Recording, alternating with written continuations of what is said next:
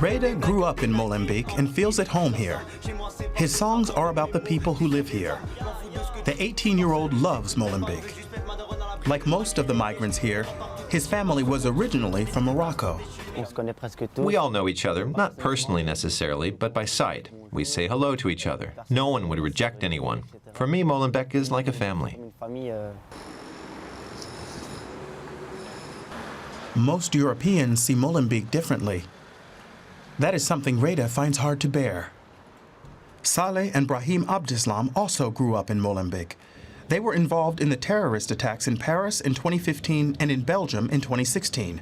Over 160 people were killed and hundreds injured, but Reda says that doesn't mean other residents sympathize with Islamist terror. They came from Molenbeek, unfortunately, but they could have come from anywhere. The outside world thinks we're all terrorists, but that is wrong. But the Abdeslam brothers are not the only radicals from Molenbeek.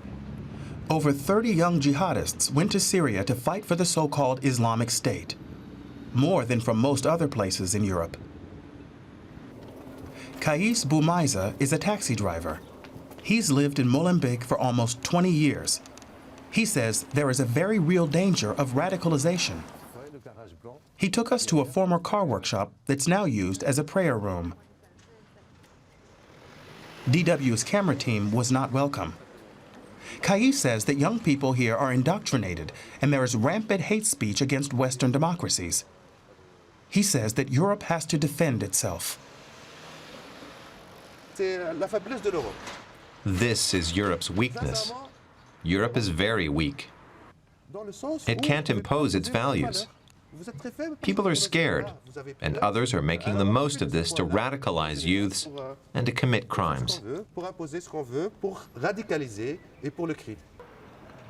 Kais has hung the Belgian flag on his balcony, his answer to the terrorist attacks, which shattered his world. Like many here, he knew the Abdeslam brothers personally. He says that he has tried to warn the authorities and help the police since the attacks. But he says nobody will listen to him. He thinks that politicians are worried of being accused of Islamophobia if they clamp down on prayer rooms where radical ideology is preached. They don't say that there's a real terrorism problem in Belgium and in Europe. They're scared of not satisfying the people, of being unpopular.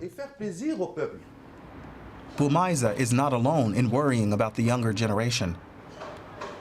The social worker Bashir Imrabit at this youth center is also doing his best to prevent radicalization.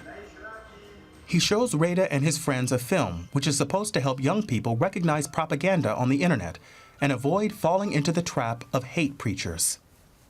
Do you have a distance to this, or could this sort of stuff influence you? Never? The situation has become calmer in Molenbeek since the IS lost ground in Syria.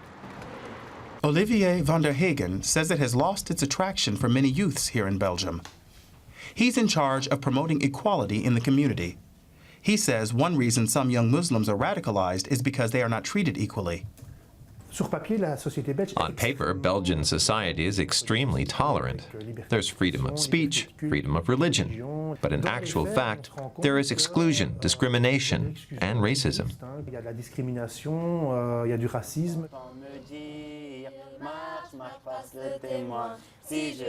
Reda and his friends wrote this song, which is about how difficult it is to find a place in society.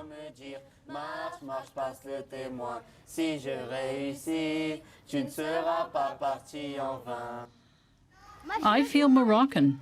Really? But you were born here. But I feel Moroccan. They feel half and half. They're very Belgian when the national team plays. They're really proud of the Belgian Red Devils. But there's still a lot to be done in terms of identity building. Nothing's clear yet. They're often not counted as Belgians. This doesn't help much.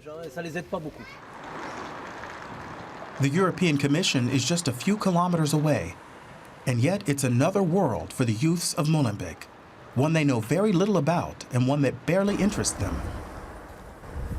Reda doesn't know what an ideal Europe could mean, but he wants a better future for himself and for immigrants and Muslims in general. We should all be equal, and everybody's opinion should matter. And we should all take decisions together. Who knows? Maybe he'll write a song about Europe one day and about how all people live together on this continent.